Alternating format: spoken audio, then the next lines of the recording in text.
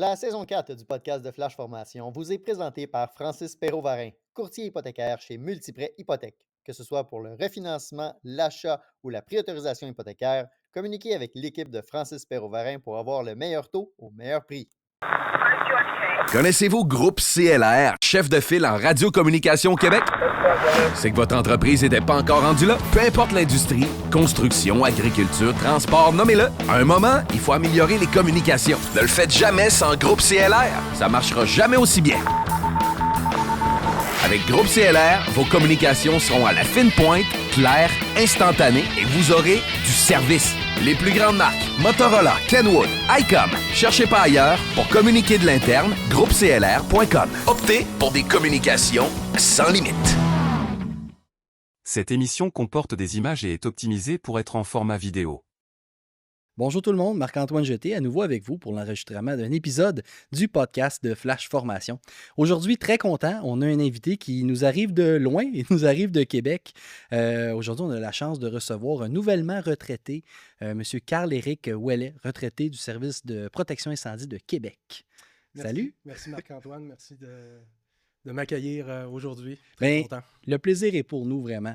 Avant de commencer dans le sujet, on va y arriver plus tard. Là, j'aimerais qu'on puisse parler un peu de ton parcours. 33 ans de carrière.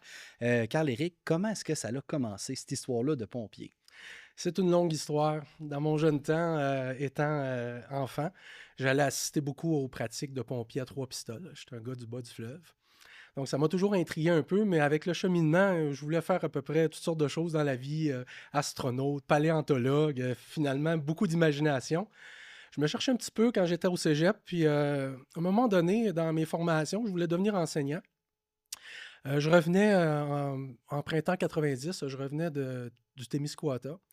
Puis j'étais en voiture sur la Transcanadienne, et puis en avant de moi, un accident se produit, une camionnette se renverse, fait des tonneaux. Et puis, il y a quelqu'un qui est coincé dedans et le feu débute à l'intérieur de la cabine. Donc, la personne, elle crie et tout ça. Donc, j'arrête sur la route. On récupère des extincteurs. Il y a plusieurs personnes qui viennent m'aider. Finalement, on se met à plusieurs, une dizaine de personnes, pour remettre la camionnette sur ses roues. À ce moment-là, on attaque l'incendie. Et moi puis une autre personne, je me rappelle, c'était une infirmière, on réussit à extirper, à couper la ceinture et à extirper la victime de la voiture. Commencer un peu les manœuvres de stabilisation, puis là, les services d'urgence, les pompiers sont arrivés. Fait que finalement, il fallait libérer la scène, évidemment. Et puis à partir de ce moment-là, honnêtement, ça a fait déclic. OK? J'ai dit oui, pourquoi pas. J'aimerais vraiment pouvoir servir les autres, aider les autres, et puis je pense que dans ce métier-là, je vais trouver un intérêt, puis je vais être capable de me donner à 100% et même 110%. Donc, ça a fait le démarrage, et puis en arrivant à Québec, il engageait des pompiers. À l'époque, ils formaient à l'interne. On n'avait OK. pas besoin d'aller à l'EPIC. Donc, il y avait une école de pompiers à Québec qui formait leurs propres pompiers. Et puis, j'ai été engagé à ce moment-là. J'ai commencé ma carrière en 1992, en novembre. Et puis, il fallait vraiment être rapide dans la formation. Il y avait besoin de personnel. Fait qu'au lieu d'avoir un 6 mois de formation, on a eu 3 mois, plus 3 autres mois en caserne en étant Parrainé, accompagné. jumelé. Oui, OK, parrainé, accompagné. jumelé.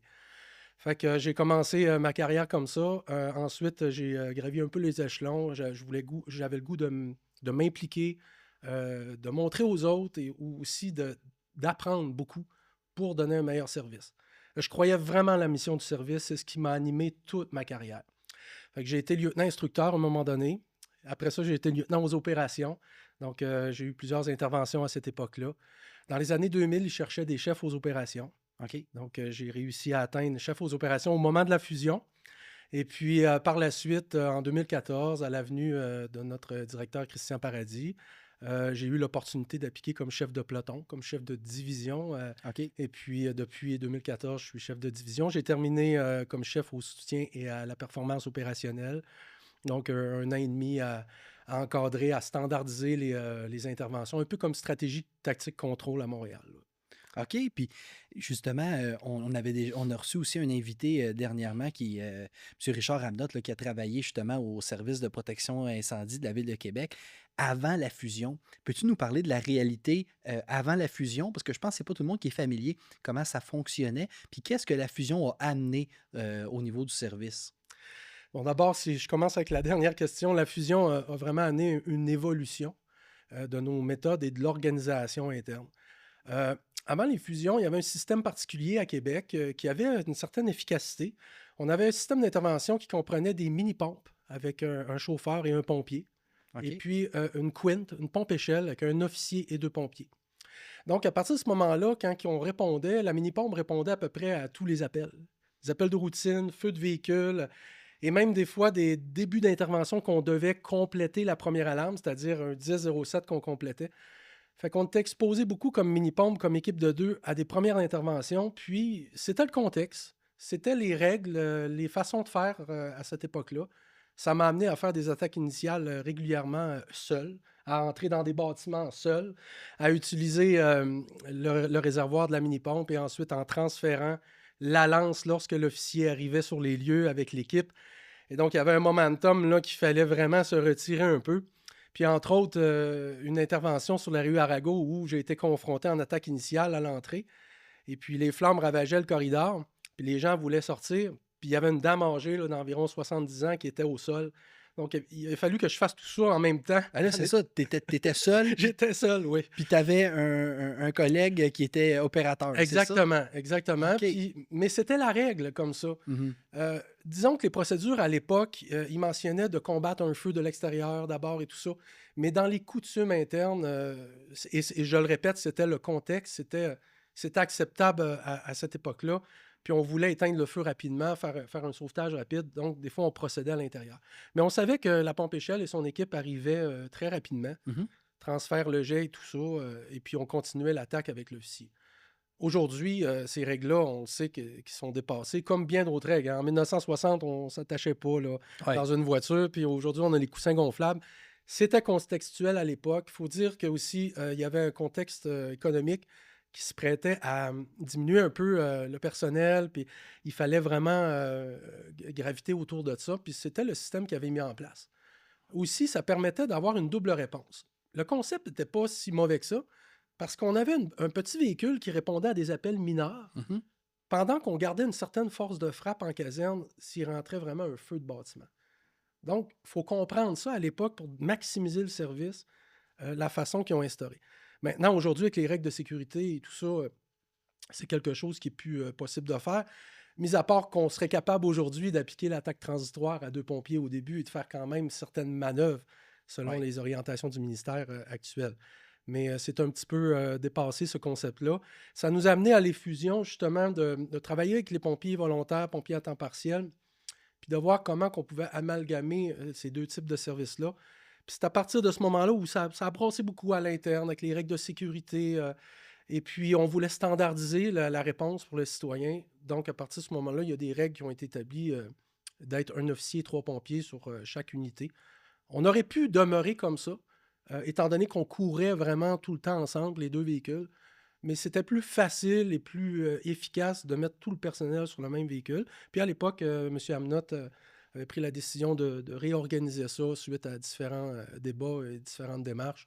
Donc, à partir des années 2000, je peux dire que 2001, 2002, on a commencé à avoir des équipes de 4 pompiers sur des autopompes et des quints et des pompes échelles.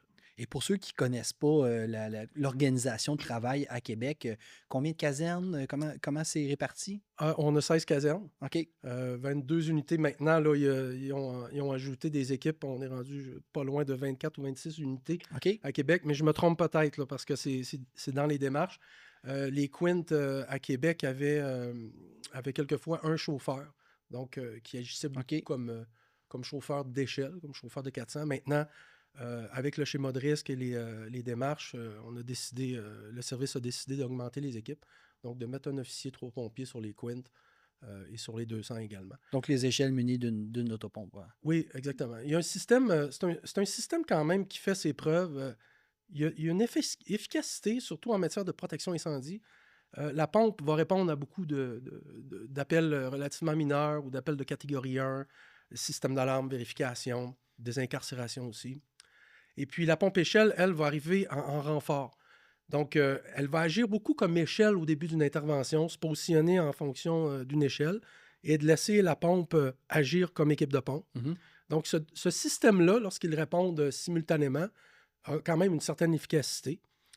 Si la pompe est sortie pour un appel, il rentre un autre incendie de bâtiment, on a un véhicule qui a de l'eau Ben oui, on n'est et pas. une échelle. Donc, c'est un bon système. On rapproche un peu la vision du concept mini-pompe et pompe-échelle, Mhm. mais à plus grande échelle. Oui.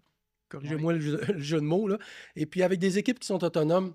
Et puis on sait très bien que lorsqu'une des deux unités arrive en premier sur les lieux, souvent la priorité, c'est la fonction pompe. Donc les pompiers sont habitués à fonctionner dans ce cadre de travail-là. OK, je comprends. Puis je pense que Québec n'est pas le seul service là, à avoir des quints, là, des pompes échelles, là. Il y en a d'autres. Il y en a d'autres services qui ont ce type de véhicule-là. Puis effectivement, je pense que c'est quand les gens voient un camion de pompiers arriver, ils ne font pas la différence entre un camion qui peut donner de l'eau et un camion qui ne donne pas d'eau. Fait que c'est clair que si on arrive avec un camion qui n'a pas la Exact. fonction de pompe, des fois les gens nous regardent en disant coudonc, vous arrosez pas, il ne se passe rien. Fait que c'est clair qu'il y a des grands avantages à avoir ce type de véhicule-là. Ça, c'est sûr. Surtout qu'avec le développement des tactiques d'intervention, les études du IOL, les nouvelles normes, l'attaque transitoire, le déploiement de l'attaque rapide, ça a tout son sens. Je pense que c'est un concept qui est vraiment intéressant pour une agglomération comme la région de Québec. Je pense qu'on va chercher des avantages à avoir un concept de pompe et de pompe-échelle. Ça amène certaines confusions des fois sur le terrain. Ça doit être vraiment très bien préparé. Les rôles et tâches doivent être définis. Il doit y avoir un contexte où on doit standardiser ces types d'interventions-là pour éviter que, justement, on se retrouve qu'il n'y a pas personne qui alimente ou qui donne les lances nécessaires. Ouais. Ça va nous amener un peu à notre sujet d'aujourd'hui. On entend souvent parler de force de frappe. Hein? On entend ça souvent, là, c'est-à-dire le nombre de pompiers qui sont requis pour intervenir dans un certain délai sur un incendie de bâtiment. Tout ça selon la catégorie de risque de ce bâtiment-là. D'ailleurs, le ministère de la Sécurité publique là, vient tout juste de déposer là, dans les dernières semaines des nouvelles orientations qui concernent la sécurité incendie. C'est pas nécessairement de ça qu'on veut parler, mais c'est pas la force de frappe, je crois, qui est importante nécessairement, mais c'est surtout d'optimiser le travail qui est fait par la première équipe qui arrive sur les lieux de l'intervention. Autrement dit, tiens, on parle de 10 pompiers en 10 minutes. Là, le 10e pompier qui arrive à la 10e minute, est-ce que c'est lui qui fait la vraie différence? La question que j'ai envie de te poser, là, c'est à quel point la première équipe qui arrive sur un feu doit être performante? Elle fait toute la différence. Cette équipe initiale performante, le mot performant a tout son sens. Les secondes comptent quand on arrive. On parle en termes de minutes. Le ministère parle en termes de minutes pour la force de frappe et c'est légitime. Ça nous prend des guidelines. Mais ce qu'il faut exploiter, c'est notre première équipe qui arrive en premier sur les lieux, qui, elle, en l'espace de quelques secondes, peut faire la différence. Et elle doit bien être organisée. C'est-à-dire que les rôles et tâches doivent être définis et tout le monde participe. On dit dans la gestion de l'intervention que le premier officier, souvent au début d'une intervention, va porter plusieurs chapeaux. Donc, il va être en stratégie, tactique et tâches. Donc là, ça donne tout son sens avec cette première équipe-là. L'officier n'a pas à gérer juste uniquement un radio dans cette circonstance-là. Il doit vraiment déployer des outils, avoir ses tâches et ses tactiques. Son porte-lance doit aussi avoir ses responsabilités. Déployer soit l'extincteur ou la lance s'il y a quelque chose d'apparent. Le fontonnier, avec la gaffe New York, suite au branchement, doit se prémunir de cette intervention-là, se préparer pour être en équipe IRIC, en two-out, pour pouvoir supporter l'équipe. L'opérateur également va s'alimenter, va peut-être s'alimenter lui-même à partir d'une lance de premier secours qui va avoir identifié une bonne fontaine pour pouvoir s'alimenter par la suite, laisser la place libre pour les échelles. Et puis, tout le monde observe l'intervention. Pendant que l'officier fait le tour du bâtiment en faisant l'analyse, son 360, le porte-lance a déployé une réserve de tuyaux, a 50 pieds ou 100 pieds à l'épaule, le met à terre, prêt à intervenir. L'officier a déjà débarqué la Rain Kit avec clé Halligan, hache à tête plate. Il ne l'a pas nécessairement apporté avec lui pour faire le tour du bâtiment, mais il l'a laissé en staging un peu à l'entrée, ce qui fait en sorte que le porte-lance, selon les conditions de l'incendie, peut déjà débuter l'entrée forcée, ce que les Américains appellent le softening de target. On utilise beaucoup dans le militaire, mais on affaiblit la cible pour être en mesure de pouvoir intervenir beaucoup mieux par la suite. Et puis, vous savez, le porte-lance, en analysant l'entrée forcée, en procédant rapidement, va peut-être identifier la localisation du feu, identifier le plan neutre, c'est quoi les mouvements de fumée, et aussi, ce qui est encore plus important, qui fait partie de l'équipe initiale performante, c'est de localiser une victime peut-être à 6 ou à 10 pieds de l'entrée. 60% des victimes se trouvent dans les chambres et à l'entrée des corridors ou des portes principales. Puis à Québec, juste en l'espace de 3 ans, je pense qu'on dépasse même 10 victimes qu'on a réussi à localiser en arrière d'une porte ou à sortir, qu'on a retrouvées vivantes ou non, mais qu'on a fait la différence en pouvant faire une entrée forcée rapide pour localiser cette personne-là. Kit de reconnaissance, officier et porte-lance. Iron Kit, extincteur à eau. On arrive avec l'étage impliqué ou l'étage de détection. On vérifie la porte, il ne semble pas avoir de fumée. Légère odeur de fumée, pratiquement rien. Donc on va rentrer sur le couloir. Je vais garder la porte accessible, mais fermée grâce à ça. On se dirige à l'appartement impliqué. Appartement 207. Ici. Puis la porte. On va procéder à l'entrée forcée. La localisation de l'appartement.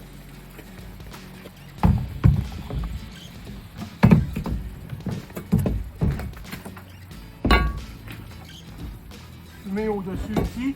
J'appelle le fontainier et je transmets un 10-07. Il n'y a pas personne. Je vais garder le contrôle sur la porte. Fait que ce que tu dis, là, Carl-Éric, c'est que l'arrivée de la première équipe, on ne parle pas en termes de minutes, mais en termes de secondes. Ouais. Puis tout ce que tu me dis là, de bien connaître les rôles, les responsabilités, là, de qui fait quoi, ça se prépare, ça? Oui, il y a toujours une intervention, c'est pas juste pendant. C'est avant, pendant et l'après en post-mortem. Mais l'avant, la planification est tellement importante. Quand on parle de rôle et tâches, bien, ça fait partie de cette planification-là. Imaginez-vous en caserne si on entrerait un soir sur une équipe de garde à temps plein et puis que c'est au moment de l'appel qu'on déciderait qui est fontainier, qui est chauffeur de pompe. Ça ne fonctionnerait pas, on perdrait du temps. Ouais. Donc, il faut le prévoir. Ben, il faut aller un petit peu plus loin, il faut éclater ces rôles-là avec des outils spécifiques qui vont servir à la première intervention, qui ont fait leur preuve au niveau nord-américain. Par exemple, en faisant quelques recherches, on s'est aperçu que l'officier, oui, va gérer les communications de départ, caméra thermique pour analyser la situation et à l'extérieur aussi. Mais oui. Parce que ça se peut qu'on trouve, on localise un feu ou des lambeaux de fumée ou même une victime de l'extérieur avec la caméra thermique. Oui, on en parle beaucoup justement d'amener la caméra thermique pour les 360. Oui. On parle de l'acronyme SLICE-RS. Là. Ben, un 360 avec nos yeux, c'est super bon. On va faire une analyse de fumée, etc. Mais la caméra thermique va nous amener tellement plus d'informations. Là. C'est un réflexe à développer quand on est officier, ça c'est clair. Je suis d'accord avec toi. Il y a une anecdote, entre autres, d'un premier officier qui arrive sur les lieux d'une intervention où je courais à Sainte-Foy à l'époque. Puis au début de l'intervention, il voit de la fumée dans le soffit. Puis avise ses équipes, on fait une attaque initiale, vous rentrez au secteur 1, premier étage. Il a réussi à faire le 360, aller voir par l'arrière, il s'aperçoit que finalement, le feu est dans le sous-sol. OK. Donc, vérifier que la caméra thermique, la chaleur est là. Il a fallu qu'il rechange tout son plan. On a rechangé le plan et puis ça a porté fruit, l'attaque s'est bien déroulée. Puis après, l'officier est venu nous voir et dit « Hey, une chance que j'ai fait le 360, une chance que je suis allé voir en arrière. » Parce qu'on rentrait au premier étage dans de la poutrelle avec une résistance au feu de 5-10 minutes. Puis là, on rentrait au-dessus de ça en se repositionnant puis peut-être en s'exposant davantage au niveau de la structure qui aurait été carbonisée. Donc, c'est hyper important. Puis la caméra thermique va servir à ça. Elle va servir aussi à peut-être localiser une victime qui va être... que les bras vont pendre d'une fenêtre que la nuit, tu n'aurais pas vu autrement. Ça change un plan, ça. Ben oui. Puis ça, c'est l'équipe performante qui fait ça. Fait que le premier rôle de l'officier, c'est d'aller voir son 360, effectivement, localiser le feu, mais localiser aussi une victime potentielle. Oui. Si on ne va jamais en arrière, on ne les verra pas. C'est pas en entrant dans le bâtiment, en localisant la victime, puis ensuite en essayant de la sortir au niveau de la cage d'escalier intérieure, à travers la fumée et les gaz toxiques, qu'on va réussir à protéger nos victimes. C'est peut-être par la fenêtre qu'on va sortir la victime. Oui. Donc, le fontainier et l'opérateur sont prêts à déployer une échelle portative. Mais pendant que l'opérateur, lui, opère la pompe, c'est peut-être le fontainier à lui seul qui va faire ça parce que l'équipe d'attaque initiale est rentrée à l'intérieur. L'officier et le porte-lance ont fait l'attaque, la recherche primaire. Puis finalement, l'officier donne une commande au fontainier d'aller sortir la victime au 2e étage en déployant une échelle manuelle seule. Mais j'ai envie de poser la question, moi, à nos auditeurs. Combien de pompiers se sont entraînés à déployer une échelle 24 pieds seuls? Parce que quand ça va brûler, quand on va être dans des conditions où ça va être le temps de le faire, si on ne l'a pas pratiqué, là, ben, c'est peut-être des risques de blessure, mais c'est l'efficacité aussi qu'on va avoir. Parce que c'est clair que si on arrive à 4, puis il y a un sauvetage, il y a quelqu'un à aller chercher à une fenêtre, puis il faut déployer une échelle portative, on ne sera pas les 4 avec l'échelle, avec un officier qui donne des commandes, puis préparez-vous à... Non, ça ne sera pas ça pantoute, là. Tout à fait raison, Marc-Antoine.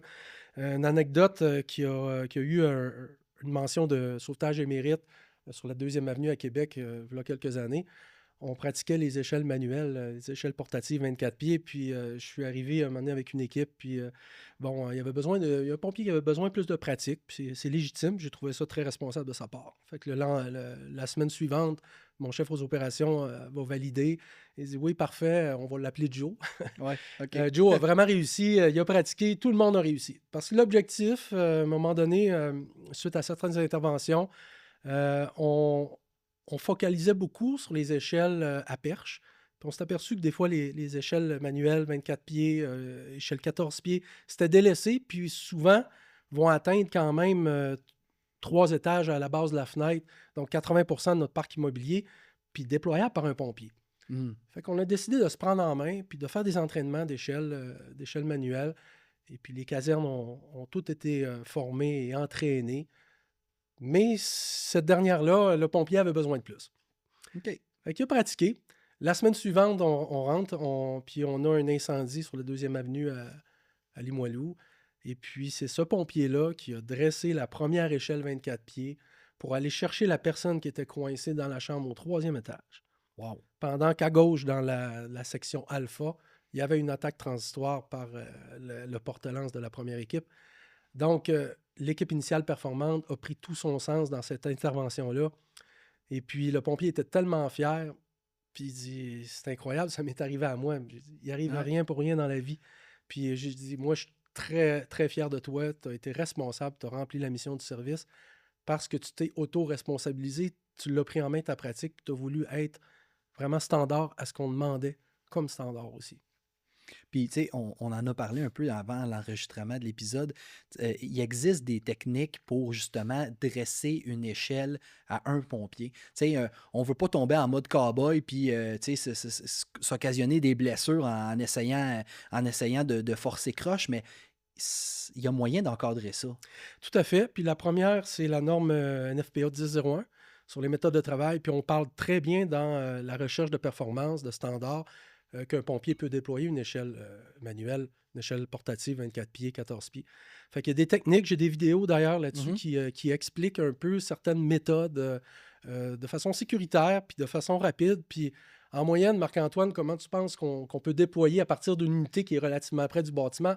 En combien de temps un pompier seul pourrait déployer une échelle manuelle pour atteindre la base de la fenêtre d'un 3 étages? Ben écoute, là, je réfléchis rapidement. Aujourd'hui, c'est une journée qui neige. Je me dis, ça va dépendre, mais j'ai envie de te dire que si on est capable de déployer une échelle à l'intérieur d'1 minute, d'après moi, on est performant. Oui, bravo. Bravo. Puis c'est ce qui est demandé d'ailleurs dans la norme. Sauf que dans la pratique habituelle, 30-40 secondes, on est là-dedans. Quand même. Oui, puis tu n'es pas obligé d'être extrêmement entraîné. Il s'agit d'avoir la bonne méthode, de procéder avec des bonnes techniques. Puis c'est ça, entre autres, qu'il faut encadrer. C'est moins discuté là, au Québec.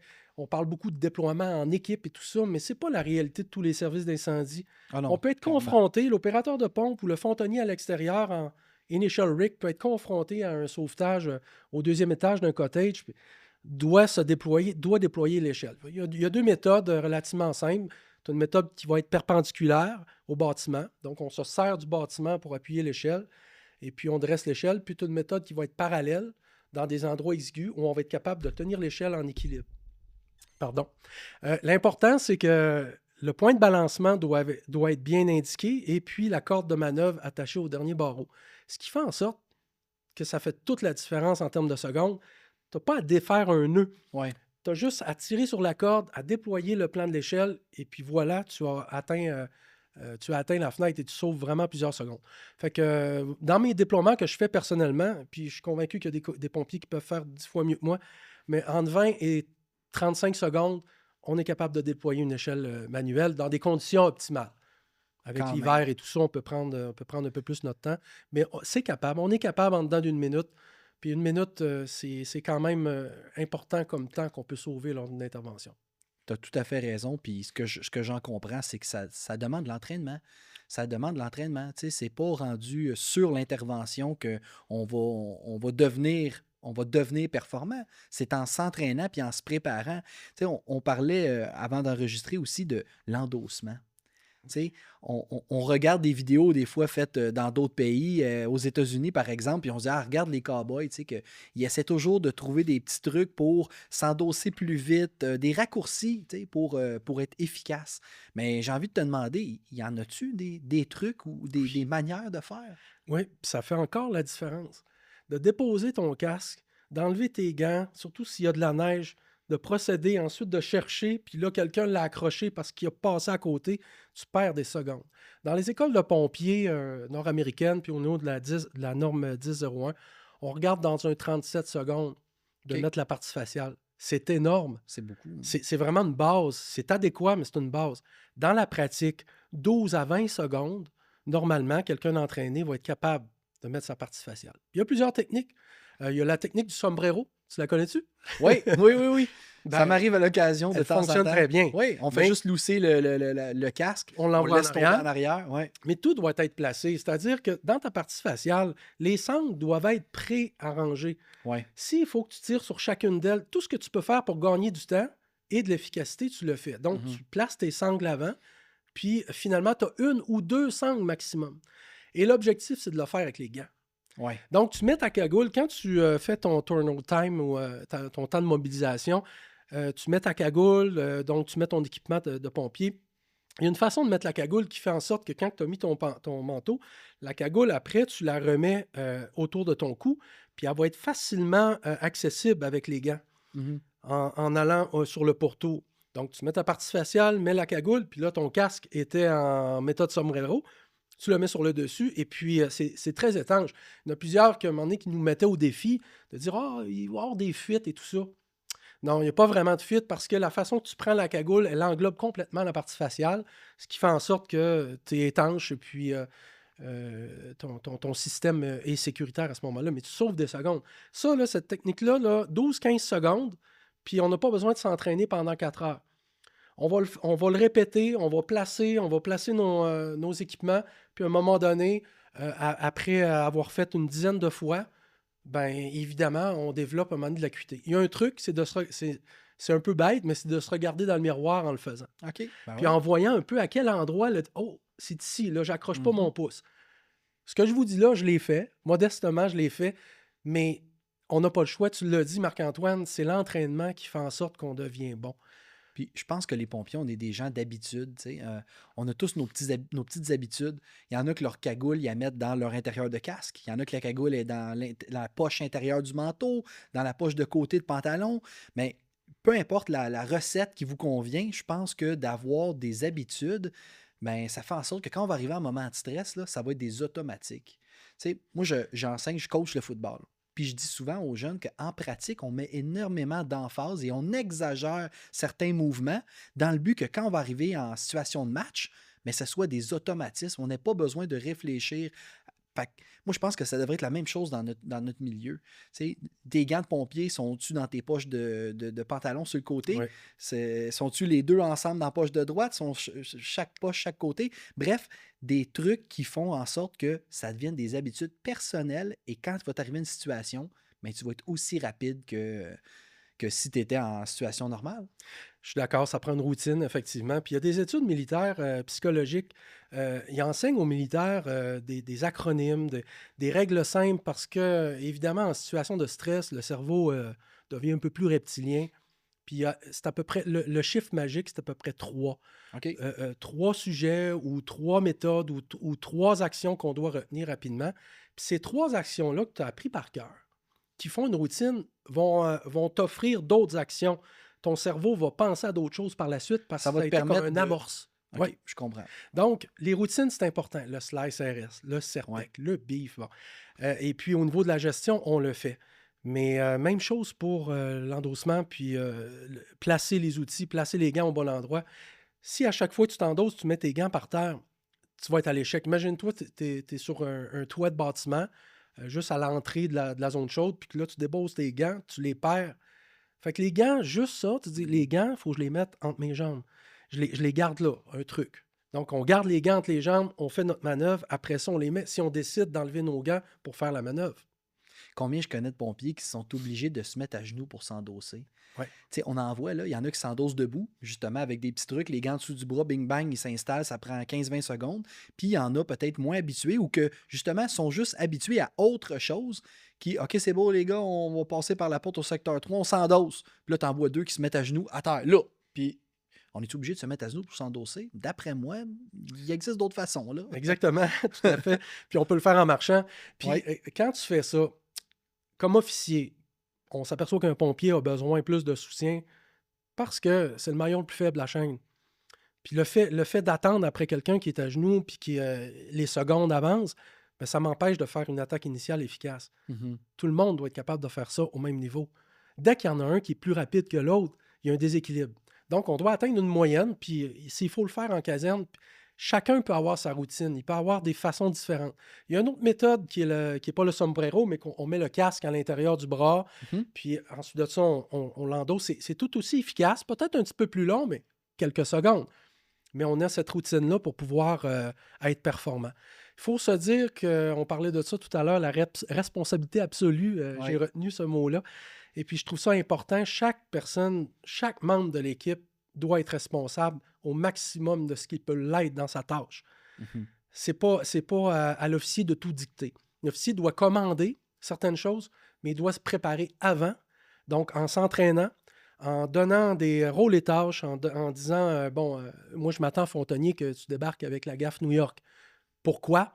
Ben, si on a de l'exploration, de la recherche à faire, tu vas l'avoir. Si j'ai une ventilation horizontale à faire, puis je te donne une commande d'aller dans le secteur 3 rapidement, ben, tu vas l'avoir si on fait de l'entrée forcée. Bref, voici les raisons. Porte-lance. Je m'attends que quand il n'y a rien d'apparent, de façon automatique, tu débarques avec l'extincteur. Si on n'a jamais un feu en progression ou on découvre un début d'incendie, on va pouvoir agir. Il ne faut pas oublier, hein, nothing showing means nothing. Mhm. Donc, ça arrive souvent qu'on n'a rien d'apparent au début de l'intervention. Par contre, s'il y a quelque chose d'apparent, ben oui, tu vas sortir la lance. On va peut-être déterminer le calibre.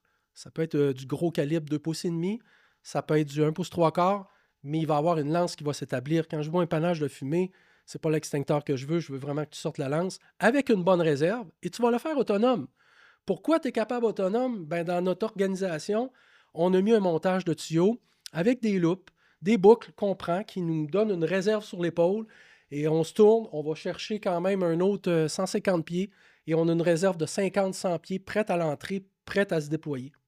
Tu sais qu'une réserve de tuyaux, je suis convaincu que tu le sais, ça ne remplace pas un pompier, mais ça fait office au début d'une intervention pour nous aider. Donc, plus la réserve va être bien faite, plus on va être capable de progresser rapidement, ce qui va faire qu'on va être capable d'attendre la force de frappe en faisant quelque chose pour le citoyen, en Ouais. faisant la différence dans les secondes critiques d'intervention. Puis sortir une réserve rapidement, là, ça se pratique. Là. Oui. Tu sais, combien de fois qu'on est. En tout cas, je suis déjà arrivé sur des interventions, comme je ne suis pas le premier à arriver, parfois, il y a déjà des tuyaux de sortie, puis ça peut rapidement virer en spaghetti. Là. C'est vraiment pas long. Fait que la première équipe qui arrive, tu sais, tout le monde est d'accord avec ça. Les 5 premières minutes vont dicter les prochaines heures de ton Oui. intervention. Tu sais, si la première équipe prend des décisions douteuses ou prend des décisions, on va dire, plus discutables, Mhm. mais ça va mettre le reste de l'intervention un peu en péril. Puis Oui. on va juste être en mode rattrapage après tout le reste.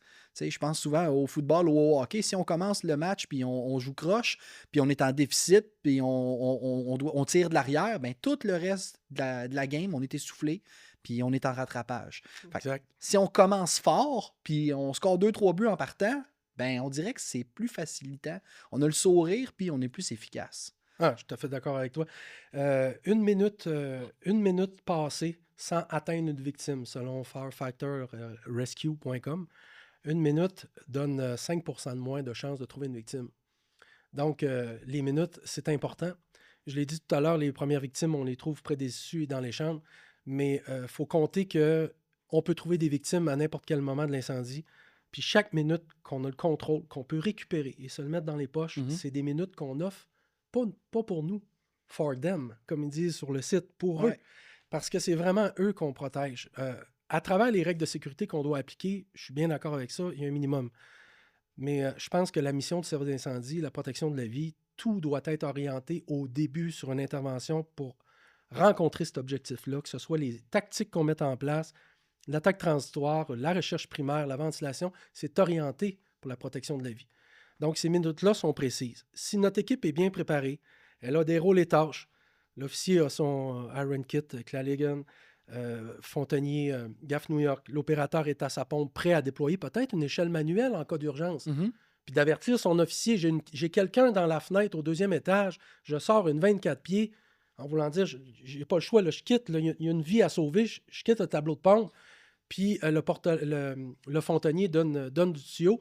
Il y a une synergie qui doit se faire, puis ça permet d'aller chercher le contrôle sur les minutes. Le temps de réponse sur la route, on a un peu le contrôle, mais plus ou moins. Il y a la circulation, il peut y avoir des travaux, il faut respecter le code de la sécurité routière. On a le contrôle quand la cloche sonne en caserne. Oui. Donc, le 80 secondes, on demande à nos pompiers de rentrer dans leurs bottes, 80 secondes d'être prêts, comme on expliquait avec la cagoule, nos équipements, puis d'être sur l'unité d'intervention. On a notre temps de réponse. Mais le délai d'intervention ou le temps d'intervention, ça compte aussi. Et le ministère en parle dans ses orientations. Ça, sur les lieux, on est capable de leur chercher les contrôles. Déploiement de tuyaux en 1 minute, prêt à être chargé. Entrée forcée déjà débutée pour sauver du temps. Une analyse avec la caméra thermique. Ensuite de ça, échelle manuelle qu'on peut déployer en dedans d'1 minute. Endossement en 12-15 secondes. Finalement, quand tu comptes ça, la minute, le 5% que tu peux aller chercher pour protéger les personnes, tu le fais. C'est notre responsabilité. On a une obligation de moyens. Oui. Puis quand on va arriver à la caserne, on va être fiers. Même si on n'a pas réussi à rencontrer le résultat, mais on a rencontré nos moyens parce qu'on a réussi à se prendre en charge comme équipe. Puis ça commence avec l'officier qui va donner l'amorce, qui va donner le ton à son équipe. Je suis 100% d'accord parce que effectivement, les minutes comptent, les secondes comptent. Puis, tu sais, si on revient à pourquoi on est pompier, c'est quoi notre mission? C'est sauver des vies, tu sais. Le focus est toujours là-dessus. Puis, si on veut mettre toutes les chances de notre côté, ben, on doit être préparé. Tu sais, on dit souvent, quand on regarde des gens travailler en équipe, là, peu importe le métier, là, on dirait qu'ils ne se parlent pas. Puis sont efficaces. Mais pourquoi ils ne se parlent pas? Parce qu'ils sont arrivés à un certain niveau où ils savent exactement quoi faire dans quelles circonstances. Puis je pense que ce que tu amènes avec l'équipe performante, c'est pas nécessairement qu'en tant que porte-lance fontanier opérateur, j'attends de recevoir une commande. C'est d'être proactif. Oui. C'est d'avoir un sens de l'analyse puis être capable de prendre tes propres décisions dans ton champ de responsabilité pour être toujours une shot d'avance. Parce que si on attend de se faire donner une commande pour exécuter XY, ben c'est des secondes peut-être qu'on perd. Oui. Puis tu parlais de la fameuse minute, un coup qu'on débarque, ben tout se fait en même temps. Tu sais, l'officier fait son 360 pendant que le porte-lance prépare la réserve, pendant que le fontainier assiste ou commence l'entrée forcée, etc. Et c'est tellement important et je crois qu'avec le focus qu'on a présentement sur les nouvelles orientations du ministère, la force de frappe et tout, il ne faut pas oublier qu'est-ce que nous, comme pompiers, on peut faire quand on a les 2 pieds sur l'asphalte en arrivant. Et c'est là, je pense, qu'on a un impact puis on est capable d'améliorer notre sort. C'est notre responsabilité. Puis si on se met en situation, en arrivant sur les lieux, essayez d'imaginer la scène. L'autopompe dépasse le bâtiment. L'officier fait son premier rapport initial, son rapport primaire, donne le 10-07. Un début d'incendie. Le feu sort par la fenêtre du salon. Le porte-lance débarque avec la bonne réserve. Fait l'attaque transitoire pendant que l'officier a déposé l'Iron Kit en avant du bâtiment, fait le tour du bâtiment. Pendant ce temps-là, suite à l'attaque transitoire quelques secondes, le porte-lance analyse la porte, fait une entrée forcée, regarde le plan neutre, localise l'incendie un petit peu plus dans la section Bravo, referme, a vérifié au niveau du sol s'il y avait une victime, referme tout ça. L'officier revient. Lieutenant, j'ai regardé, le feu serait possiblement dans la section Bravo à l'arrière. J'ai fait le tour au niveau de la victime. J'ai un plan neutre à moitié. La fumée n'est pas très chaude. Parfait, on peut procéder à l'attaque initiale. OK, excellent. Donc, je te suis avec la caméra thermique. on regarde, on sonde le terrain, on a une méthode de progression d'avancement de tuyaux qui fait en sorte qu'on vérifie Optimal. la structure, puis on est optimal. On a une pièce à droite. L'officier rejoint le porte-lance. Porte-lance, rentre dans la pièce, je te guide de façon orientée avec la caméra thermique, fais la recherche primaire avec la position tripode et non pas à quatre pattes Ouais. pour vraiment voir où on va, vérifie le lit et tout ça. Après, on referme la porte pour contrôler nos mouvements de fumée et on continue et on change le rôle. Donc, l'officier revient en arrière. Puis on est juste deux. Puis on a fait ça au début. Oui, c'est pas optimal, mais c'est efficace en attendant la force de frappe. Puis on fait la différence sur les victimes qu'on peut trouver potentiellement à l'intérieur qui sont près des issues. Là, Donc, tu parles de l'officier et du porte-lance à l'intérieur. Fait que là, on est un peu dans le high RIC. là, Rick. Fait que, pour ceux qui ne seraient pas familiers avec ça, ou c'est un sujet qui est encore et toujours aussi populaire, là, le RIC et le high RIC, on se souvient, le initial RIC, c'est la fameuse notion du two in, two out. C'est-à-dire que ma première équipe qui arrive, si j'ai les conditions, les circonstances pour que mon équipe intègre le bâtiment, ben, je dois toujours avoir dans mon arrière-pensée qui va venir me chercher s'il nous arrive une situation de détresse. Fait que dans la situation où tu parles, ben, on envoie notre officier et notre porte-lance pour avoir une supervision directe, pour être capable d'aller rapidement, ben, 1, évaluer recherche primaire, 2, mettre de l'eau sur le feu. Qui qu'on garde en surveillance à l'extérieur? Ben, le fontainier puis l'opérateur. Mais de mémoire, ces gens-là, les deux ne peuvent pas cumuler plus de 2 responsabilités. C'est ça, hein? Ouais. Donc, mon opérateur, s'il a la responsabilité d'assurer les communications, de donner un jet, et en plus, il faudrait qu'il aille à l'intérieur pour aider s'il arrive un m'aider, il est déjà saturé, lui, là. Oui. Ça nous laisse le fontainier. Ça nous laisse le fontainier, puis selon la norme NFPA, 1517-10 et puis 1561, bref, plusieurs normes, oui, c'est acceptable et je pense que c'est un modèle qui est compatible avec la structure qu'on peut avoir dans les services temps plein, mais ça exige à l'officier, effectivement, d'être en mode attaque pour une recherche normale, bread and butter, si on peut dire, mais dans le cas où il y a une probabilité de sauvetage ou un sauvetage probable et faisable, tel que les lignes RIC l'indiquent, bien là, oui, c'est possible qu'on récupère le fontainier pour venir nous aider, pour qu'il puisse nous aider à déployer le tuyau un petit peu plus loin rapidement dans le bâtiment, mais ça doit être annoncé. Mais la règle de base, c'est on a un two-in avec l'officier et le porte-lance sur une équipe d'autopompe régulière, puis un fontainier avec l'opérateur. Puis ils ont chacun leur rôle, puis ils ont chacun, comme tu disais tout à l'heure, le sens de l'analyse dans tout ça. Puis, je pense qu'avec ça, même si on respecte le two in, two out, on est capable, même avec 2 pompiers au début d'une intervention, de faire la différence. C'est sûr que si c'est un embrasement généralisé, qu'on n'a pas réussi à avoir le contrôle, ou lorsqu'on refroidit en avançant, en faisant le flow and move, qu'on ne réussit pas à avoir un certain contrôle ou un certain changement, bien là, effectivement, la force de frappe, on devrait attendre un peu la force de frappe telle qui est recommandée là, avec le 6 pompiers là, dans une attaque comme ça. Mais je pense que c'est-à-dire beaucoup d'interventions, là, excusez-moi, peuvent être réalisées en utilisant le two in, two out dans une intervention quotidienne. Et dès que la probabilité de sauvetage dans le manomètre, on atteint un 80 ou un 100% selon les faits et les probabilités, ben à ce moment-là, on peut récupérer à la limite le fontainier qui vient nous aider en annonçant sur les ondes radio la procédure qu'on est en train de mettre en place. Là.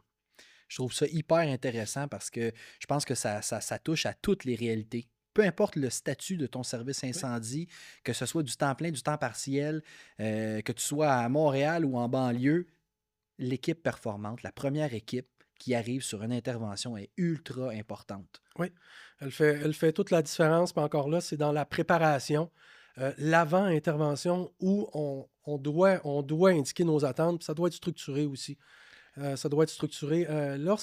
Au SPIC, l'intervention dans les bâtiments grande hauteur a été implantée avec les tuyaux de 2,5 pouces, les différents outils. Il a fallu préciser les rôles et tâches. Puis une méthode qui a été utilisée, c'est de mettre des autocollants dans les portes, chaque côté de l'unité, pour dire, OK, moi je suis fontainier, je suis assis là, à gauche, j'amène le sac BGH, j'ai un hose pack de 2,5 pouces, Et puis, j'apporte l'extincteur à eau, Mhm. les clés d'ascenseur pour opérer l'ascenseur, par exemple. L'officier, j'apporte tel outil, le porte-lance également, en plus des équipements BGH.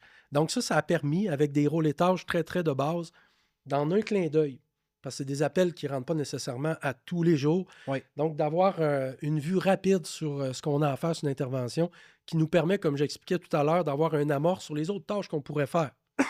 Un aide-mémoire. Un aide-mémoire. Pardon.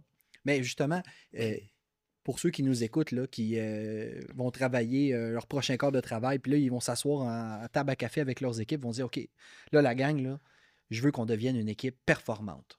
On commence par où? C'est niaiseux, mais j'ai ma petite idée, là, mais t'en penses quoi? La première étape, c'est le riding position. C'est dans le camion. Tu es OK. assis où? Quel équipement tu dois établir, tu dois sortir, puis quelles sont tes tâches? Mhm. Tu sais, c'est facile pour un opérateur de pompe de dire, ben, moi, j'opère la pompe. Je dis, oui, mais en plus, est-ce que tu pourrais porter attention au bâtiment?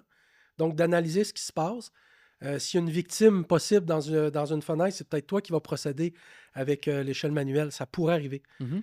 Maintenant, toi, le fontainier, quand tu vas arriver sur les lieux et tu vas venir faire le tout-out, pourquoi tu dois utiliser la gaffe New York et quel est ton rôle et tâche? Bon, tu vas donner de la réserve, du lousse, du mou au tuyau.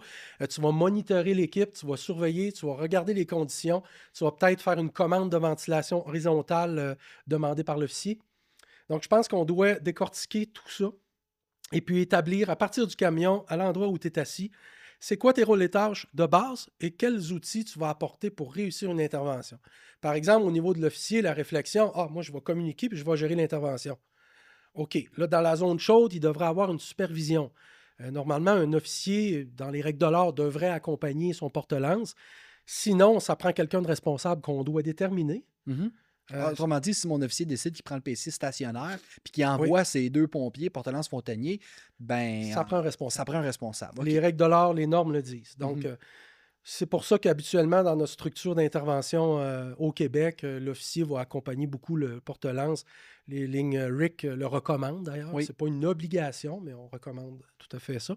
Puis là, la réflexion de dire, oui, mais l'officier, à ce moment-là, s'il participe stratégie, tactique et tâches, il y a quelque chose qu'il doit apporter. Mhm. Il ne peut pas débarquer là les mains vides. Puis le porte-lance ne peut pas prendre nécessairement la Iron Kit, la clé Alligan, En plus de en faire plus du des déploiement de tuyaux, de la tuyaux. réserve et Ah non. tout.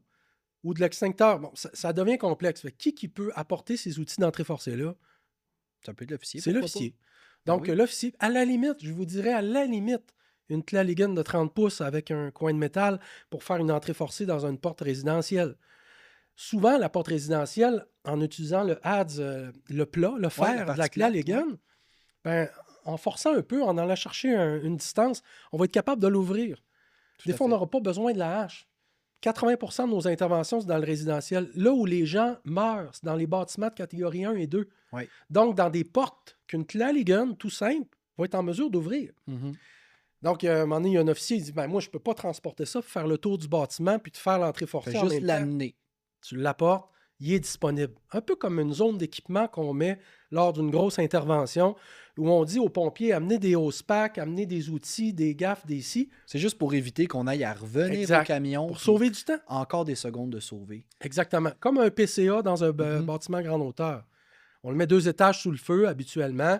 On fait le changement de bouteille là, les équipements, le ressourcement, le rehab, pour éviter de sortir à 500 pieds, 1000 pieds à l'extérieur, puis de ne pas avoir de continuité dans l'attaque ou dans la recherche primaire. Oui. Ça, c'est du temps. Juste d'assigner les outils, on gagne du temps. Puis il n'y a rien qui empêche d'en sortir plus. Ah ben moi, je suis habitué, j'amène la scie, puis j'amène la gaffe New York. Parfait. Mais le minimum, la voie ferrée, là, les 2 tracks, les balises, c'est vraiment ces outils-là. Puis ça garantit un début d'intervention plus efficace si tout le monde contribue. Je suis d'accord. Puis je pense qu'il faut aussi profiter de toutes les occasions qu'on a d'échanger puis de discuter sur justement nos rôles et responsabilités pour une intervention. On s'en était parlé un petit peu avant d'enregistrer, là, mais il y avait un exemple qui me revenait où on intervient pour un début d'incendie dans un genre de projet immobilier où c'est plusieurs unités de condo. Je me souviens plus si c'était des 16 unités ou peut-être même. plus que ça. Oui. Mais bref, 4 étages, mais sans canalisation incendie. Mais pourtant, la première équipe de pompe qui est arrivée, ils ont sorti le kit BGH. Fait que c'est parfait. Moi, j'étais vraiment emballé de ça. Ils montent à l'étage où il y avait l'incendie. Finalement, ça s'est avéré être un feu de contenu dans la sécheuse qui a été géré rapidement. Et quand que les pompiers sont revenus au véhicule, j'ai demandé, bon, fait, mettons là que c'était plus gros, puis qu'on avait eu besoin d'alimenter un jet à l'étage du feu qui était au 4e étage, comment on aurait fait? Mais tu sais quoi? Chacun avait une manière différente. Ah, ben on aurait pu passer le 2,5 pouces par une fenêtre. On aurait pu. Puis je dis, regardez comment c'est important, si on veut être performant, qu'on échange sur ça. Pour que la prochaine fois qu'on revienne dans un contexte similaire, ben on ait peut-être un point de départ un petit peu plus précis que là. Puis les idées n'étaient pas mauvaises, mais d'échanger. Fait que je pense que ça vaut la peine d'utiliser toutes les occasions, les opportunités qu'on a, d'échanger sur toi, tu aurais fait quoi? Ah ouais, moi j'aurais fait ça. Super. Bon, mais prochaine fois, on a peut-être un pas de départ de plus de fait. Oui, tout à fait, tout à fait. Puis une intervention similaire que j'ai vécue à l'époque à Québec, c'était un BGD giclé, mais pas de canalisation. Puis tous les pompiers ont débarqué. Selon la procédure BGH, les hausse packs, les outils nécessaires sont montés en dessous de l'étage de l'incendie. Puis là, ils se sont aperçus qu'il n'y avait pas de canalisation. On a eu la même réflexion. Et puis là, tout le monde s'est mis en synergie. Ben, moi, l'opérateur de pompe, j'aurais apporté le 2,5 pouces avec le robinet borne. J'aurais pu charger mon établissement. Ensuite, on aurait laissé aller le 2,5 pouces, un 50 pieds au 3e étage. On se serait branché. Puis on aurait fait une réserve à sec dans le corridor ou dans l'escalier. Puis on aurait procédé à l'attaque. Mais la morale de cette histoire, dans le fond, c'est que tout le monde est débarqué. Tout le monde est allé intervenir avec des outils de base, des outils appropriés de base, sans dire, bon, on verra. On verra, on va aller voir, puis s'il y a quelque chose, je retournerai, j'irai chercher ce qu'il faut. C'est pas vrai. Ça arrivera Non, pas, ça. il faut que tu sois prêt. Puis aujourd'hui, avec les incendies d'aujourd'hui, puis pourquoi qu'une équipe doit être performante, entre autres, c'est à cause des développements de l'incendie. En 3 et 5 minutes, on peut avoir un flash-over très rapidement. Donc, on arrive au moment d'une alarme incendie. C'est possible qu'on arrive dans le cas où il y a eu un manque d'oxygène, un feu sous-ventilé, et puis là, où on arrive, c'est au moment de l'embrasement ou du début de l'embrasement. Fait qu'il faut que tu sois prêt. C'est pas à 150 pieds d'aller chercher des équipements. Il faut que tu sois prêt au moins pour une base. C'est pas obligé d'être parfait. Mais les rôles et tâches d'une équipe performante avec des outils bien attribués à chacun vont permettre de réaliser ça. Il y a une intervention dans le Vieux-Québec, il y a quelques années, où la première équipe arrive sur les lieux. C'est une équipe, le 900, qu'on appelle chez nous le 902 au SPIC. C'est une équipe de un peu rescue. Il n'y a pas de pompe, pas d'échelle là-dessus. C'est un peu comme le rescue à New York. Ce sont des équipes spécialisées. Puis sur un incendie, c'est un peu une équipe de sauvetage et de main-d'œuvre supplémentaire. Puis la première équipe arrive sur les lieux, puis bon, pas d'eau, rien d'apparent. Pourtant, les gens appellent, disent qu'il y a un incendie confirmé. Fait que l'équipe part en 10-18 en reconnaissance, mais chacun avait son outil et l'extincteur à eau était apporté. Ils ont été confrontés à faire une entrée forcée au bord d'une porte, feu de cuisine, puis ils ont réussi avec l'extincteur à rabattre un peu les flammes, puis en refermant pour éviter les mouvements de fumée, les flots-pattes, en contrôlant, localisant l'incendie, puis en indiquant aux équipes qui s'en venaient, sortez les tuyaux, passez par tel endroit, on a localisé le feu, on a rabattu un petit peu les flammes à l'extincteur, puis on a fait une petite recherche primaire rapidement. Je me dis, wow! Puis il n'y avait rien d'apparent, mais imagine-toi, tu arrives à l'étage, puis tu n'as rien apporté, ou tu as apporté juste une hache à pic, tu dis, garde, s'il y a quelque chose, on demandera de l'aide. Il était prêt à intervenir, puis ça a fait la différence. Ça a réussi à ralentir un peu l'incendie, à faire l'établissement de l'attaque initiale, puis en plus à faire une légère recherche primaire. Les obligations de moyens étaient remplies. Je dis, c'est drôle, ça me fait penser. J'ai vu une vidéo aux États-Unis. Je peux même pas te dire c'était où, dans quelle ville, mais un service incendie à temps plein, très organisé, où il répondait à chaque intervention qui touche un bâtiment comme si c'était un incendie. J'ai été surpris de voir que dans un corps de travail de jour, ils ont répondu à 7 alarmes d'incendie. Les 7 fois, ils ont déployé des tuyaux. Et là, c'était comme la vie avec la caserne des pompiers de tel endroit. Et le journaliste, il demande, il dit, est-ce qu'il y a un incendie? Il dit, je suis capable du contraire, oui. Fait qu'il dit, OK. Il me dit, mais vous sortez des tuyaux à chaque intervention. Il dit, quand ça touche un bâtiment, surtout les bâtiments si on veut, catégorie 3 et 4, Oui. il dit, nos opérateurs s'installent aux bornes, ils sortent des tuyaux. Les tuyaux sont à sec, mais il dit, ça fait en sorte que nos pompiers sont habitués de déployer des réserves, sont habitués d'avoir à faire des établissements dans des endroits qu'on connaît moins. Ça familiarise les pompiers avec les lieux. Là, moi, j'étais là, je dis, ben voyons donc, hey, s'il fallait qu'on demande ça à nos équipes, ici, nous autres, au Québec, de dire chaque intervention qui touche un bâtiment, on sort des hausses. Eh mon Dieu, on se ferait Bon, pas dire, aimer, chef, là. il n'y a rien d'apparent. On fera pas ça. Nothing showing mean nothing. Mais, tu sais, ce que tu dis par rapport à, ben, on n'a rien d'apparent, ben, tout le moins, on va sortir l'extincteur à eau, on va sortir nos outils d'effraction comme si, en fait, quand on va arriver en haut, on n'aura pas besoin de revenir pour aller chercher quelque chose parce qu'on a décidé que, ben, celui-là, on va prendre, prendre plus mollo, tu sais. Exact. Alarme incendie, bâtiment de catégorie 3, bloc appartement, plusieurs logements. On peut appliquer les bases d'une attaque initiale, même lors d'une alarme incendie. On sort les outils adéquats, on a nos rôles-étages. L'officier se présente au panneau d'alarme. Il est accompagné de son porte-lance. Porte-lance à l'extincteur. On analyse le panneau. Ensuite, on progresse. Le fontainier fait un monitoring du panneau après avoir positionné un peu, aider l'opérateur. L'opérateur demeure à l'extérieur, observe les signes. S'il y a quelque chose, s'il y a un début d'intervention, un début d'incendie, ben on a une équipe à l'intérieur to in, on a une équipe à l'extérieur to out qui est prêt à venir porter secours, à supporter. On a quelqu'un qui surveille le panneau d'alarme.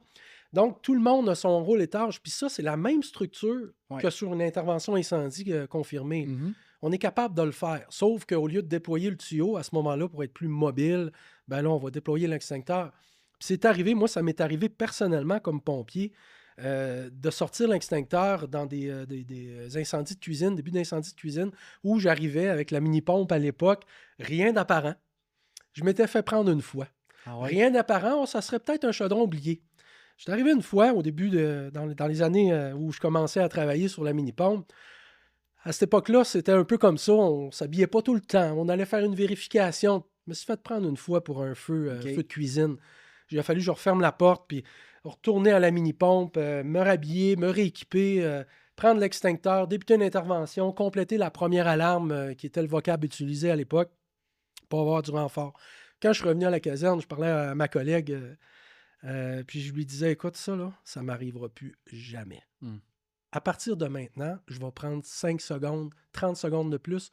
Je m'habille avant de partir. Puis attends-toi que je sorte l'extincteur.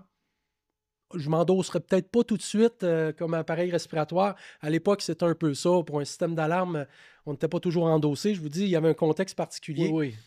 Mais j'étais un des premiers à m'habiller comme aide chauffeur de mini-pompe. Et puis ça m'est arrivé une deuxième fois d'avoir un début d'incendie de cuisine, puis d'avoir l'extincteur entre les mains avec un outil, j'ai pu faire la différence.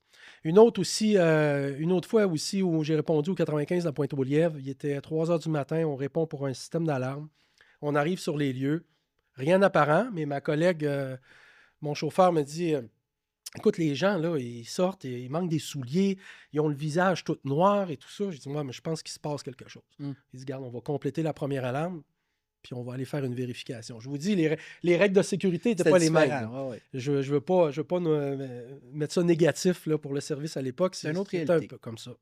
Donc, je suis rentré, puis effectivement, le feu était pris dans la cuisine. Mais j'avais l'extincteur, j'avais un outil d'entrée forcée, réussi à prendre le cabinet, donc à réduire l'incendie en attendant les renforts. Puis j'étais content parce que cette fois-là, j'avais monté la coche. J'avais mis mon appareil respiratoire. Puis, à chaque fois que je répondais, je prenais quelques secondes. Il était dans des coffres, on ne l'avait pas dans le dos. Donc, il fallait que j'ouvre le coffre, il fallait que je développe une technique pour être prêt. Puis, j'avais réussi, en rentrant travailler, à ouvrir légèrement un peu le coffre, pas que j'aille à faire de manipulation, capable de le sortir rapidement, que si j'arrive sur une première alarme ou sur un début d'intervention que je doute qu'il y a un incendie, que je puisse le mettre rapidement. Puis, à l'époque, on avait des casques, les casques galets, les casques jet style. Vous avez été puis on avait des clips. Donc, c'était relativement rapide. Il y avait des défauts à ce type d'installation-là. Mais au niveau de la rapidité, c'était là aussi. Mais aujourd'hui, après avoir pratiqué avec les parties faciales régulières qu'on a, je réussis à atteindre le même niveau de rapidité, 12-15 secondes. Parce qu'il ne faut pas oublier, quand on avait les clips, il fallait quand même placer la cagoule après. Tandis que là, lorsque la cagoule est bien endossée, bien mise autour de la partie faciale, ben elle est étanche, puis on est sécuritaire. Donc, 12-15 secondes, on est capable de le faire. Mais bref, j'ai ouvert la parenthèse là-dessus sur la préparation, puis ça m'a amené à cheminer plus loin dans ma carrière, comme officier, puis comme chef. Surtout comme chef, sur l'organisation du travail, quand je me suis dit, j'ai dit non. J'ai dit, quand on travaille sur le BGH, c'est trop critique, il y a trop des nouvelles tâches, il faut mettre des mécanismes, des automatismes en place qui peuvent être corrigés par l'officier, adaptés, mais il y a une base qui doit être mise en place. Donc, cette base-là, BGH, qui a été mise en place au SPIC à l'époque, elle peut très bien être extrapolée aux interventions régulières en modifiant légèrement les équipements qu'on peut apporter, mais en ayant une base commune pour tout. C'est important de savoir qui fait quoi, tu sais. Puis pas prendre pour acquis, parce que souvent, quand il y a des petites erreurs, quand on arrive, c'est je pensais qu'il allait faire ça, ou j'ai pris pour acquis que. Fait que savoir qui fait quoi, s'entraîner, puis en discuter en équipe, je pense que c'est un bon point de départ pour atteindre ou viser à être une équipe plus performante. On a de la formation au Québec, puis elle est excellente, la formation, là. Des bonnes choses sont transmises, tout ça. Mais tu sais, c'est un peu comme au gym. On a un bon programme d'entraînement, on a un entraîneur, il nous donne la formation, toutes les techniques. Mais après ça, si toi, tu ne retournes pas au gym, si tu ne fais pas les exercices requis, tu n'atteindras jamais le niveau de performance qui va être demandé. Fait que même si on avait une formation de 45 heures sur la manipulation des tuyaux, puis qu'un mois après, tu ne touches plus à ça, ben non. tu ne pourras pas maintenir. Puis c'est facile, tu sais, c'est pas obligé d'être compliqué. Ça peut être très simple. Par exemple, des échelles portatives. L'entretien des échelles, qu'on peut faire un samedi après-midi, on nettoie les échelles et tout ça. Ben, pourquoi pas en profiter en caserne, de la sortir, de voir comment je pourrais la manipuler, comment je peux la transporter au niveau de l'épaule, au-dessus de l'épaule. Est-ce qu'elle est fonctionnelle? J'ai-tu l'équilibre? Est-ce que la corde est bien attachée? Ça va prendre 30 minutes, puis on va avoir réalisé une tâche de notre entraînement possible. Puis des histoires, combien de fois qu'on a entendu des gens s'entraîner sur un sujet super spécifique, puis quelques jours, semaines plus tard, intervenir pour le même genre de tu sais, dans ton exemple du pompier qui s'est pratiqué avec l'échelle, puis Colin, une semaine après, il faisait un sauvetage avec une échelle, tu sais. Fait que, en tout cas, moi, je pense que trop fort casse pas, là. Vaut mieux être over-préparé, puis downgrader le niveau d'intervention, mais arriver plus fort. En tout cas. On le dit, hein, je pense qu'il y a un dialecte qui mentionne tu t'entraînes pas pour être bon, mais jusqu'à temps que tu sois plus capable de faire d'erreurs. Ouais. C'est jusque-là qu'il faut que tu t'entraînes. C'est exigeant. Puis quand j'ai commencé le projet des échelles manuelles, ça m'a exigé à moi, puis je me disais, voyons, mais j'étais convaincu qu'on pouvait le faire. Puis surtout quand je suis allé voir dans les normes, dans les pratiques nord-américaines, qu'on réussissait à le faire, j'ai dit ça, on va faire la différence. On va faire la différence en périphérie urbaine avec ça, quand la force de frappe n'est pas arrivée. Puis c'est important parce que les incendies se développent tellement vite aujourd'hui que les gens ne peuvent plus sortir par la voie principale. Ils vont sortir des fois par les fenêtres. Oui. Puis la seule alternative, c'est nous autres. Oui. Tu sais, vous savez, le citoyen qui appelle le 911, lui, il ne dit pas au 911, écoute, envoyez-moi votre moins bonne équipe. Tu sais, votre équipe qui est dans la moyenne, là. Non. Je serais correct pour ça. Lui, il s'attend que ça soit la meilleure, la plus performante, l'équipe la plus prête.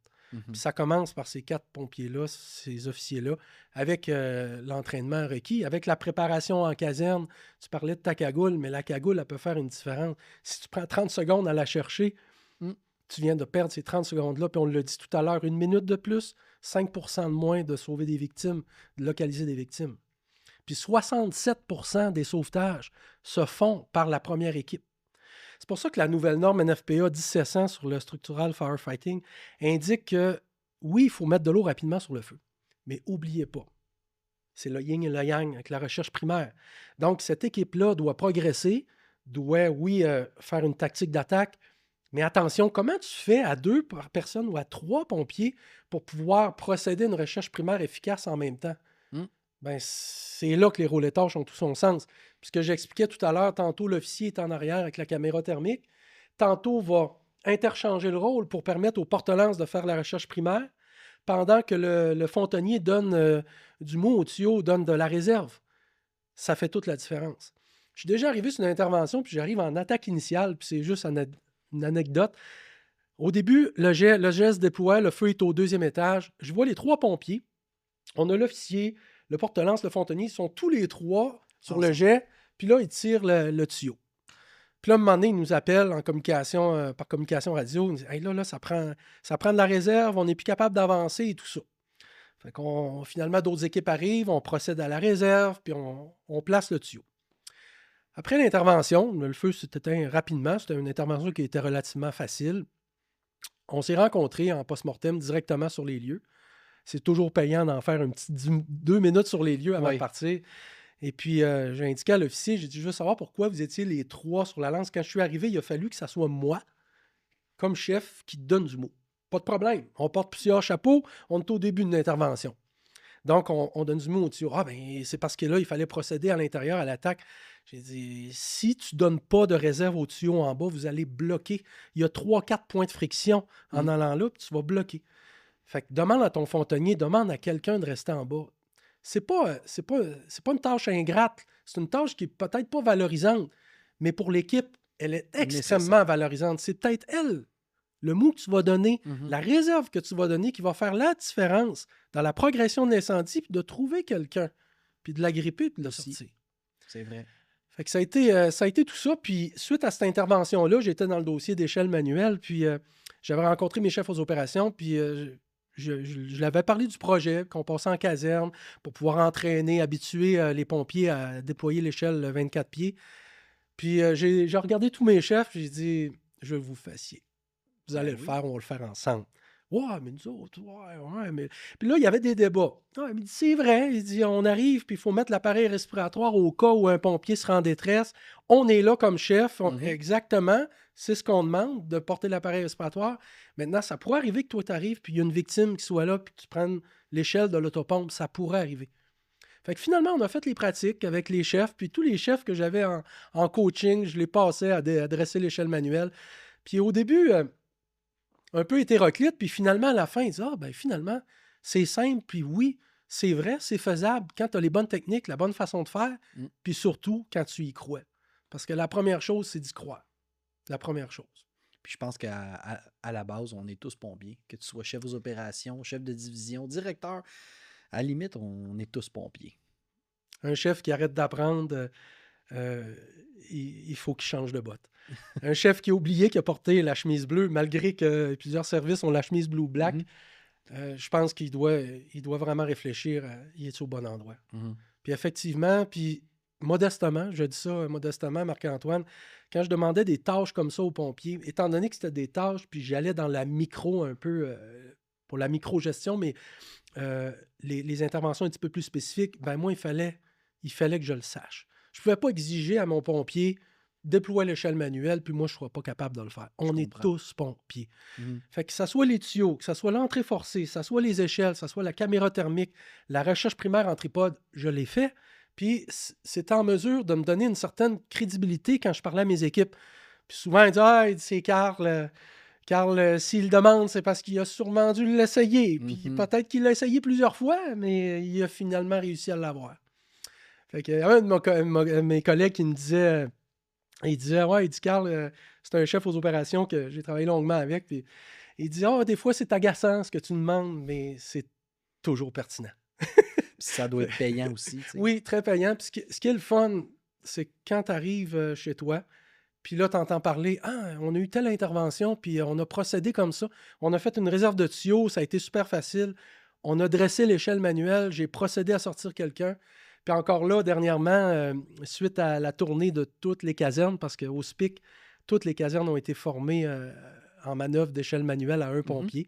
J'ai eu l'aide de 18 pompiers fantastiques avec des lieutenants instructeurs. On a eu une grosse équipe. Puis ils sont partis en l'espace d'1 mois, on avait fini toutes les casernes. Wow. C'était super. Puis là, on se textait. On avait un groupe texto, puis plusieurs m'envoyaient des photos, c'est-à-dire de dernières interventions. Regarde, Carl, regarde, c'est déjà mis en manœuvre. Regarde l'équipe Rick.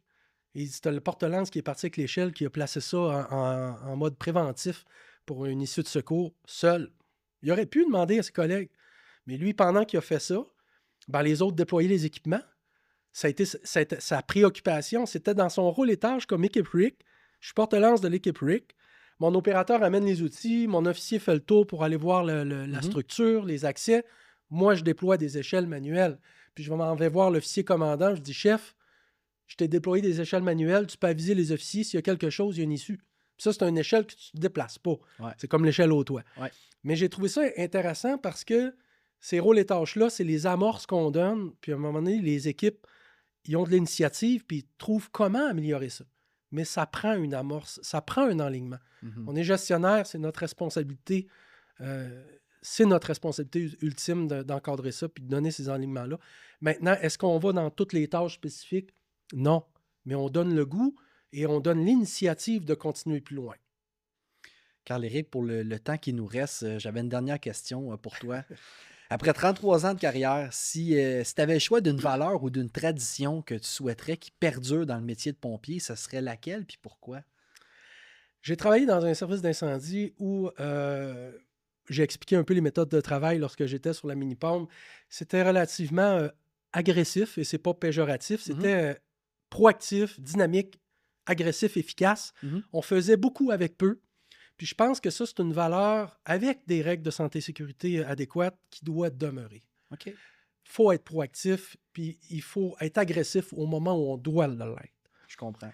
Par exemple, d'arriver prêt avec les équipements ou de se déployer de façon efficace pour attaquer l'incendie, puis allez, on fonce, puis on le fait pour le citoyen, puis on le fait adéquatement avec les règles de sécurité, mais on le fait adéquatement, puis on le fait pour le citoyen de façon agressive. Je pense qu'à ce moment-là, puis encore là, je me répète, agressif, c'est pas péjoratif, c'est une façon plus offensive, disons, de faire les interventions parce que c'est là que tu vas être capable de localiser les personnes. Si tu es toujours à l'extérieur et que tu attends toute la force de frappe nécessaire pour procéder, encore là, il ne faut pas penser aux embrasements généralisés, mais dans des circonstances où il y a des victimes qui sont susceptibles d'être là, si tu attends toujours le moment idéal et l'équipe idéale, tu ne procéderas pas. Et les minutes et les secondes comptent. Donc, demeurez agressif, sécuritaire, mais allez-y, procédez. Puis sachez vos tâches, apportez les bons outils, puis vous allez gagner des minutes. Puis un jour, vous allez arriver chez vous, vous allez dire « Ouais, ça a été payant. Je suis content de moi. J'ai fait la différence. » Ben, sur ces belles paroles, je te remercie. Remercie de ton temps, de ton implication. Je sais que malgré la retraite, tu es toujours aussi actif là, dans le monde de l'incendie. Tu enseignes toujours aux officiers au collège. Et puis, si jamais les gens ont des questions sur ce que tu nous as entretenu, c'est-à-dire des trucs et des conseils pour rendre une équipe performante, ben on pourra facilement se contacter. Fait que, Carl-Éric, je te souhaite la meilleure des chances, la bonne continuité, une bonne retraite, puis un grand merci d'avoir partagé ça avec nous. Merci beaucoup, Marc-Antoine. C'est très apprécié. Salut tout le monde!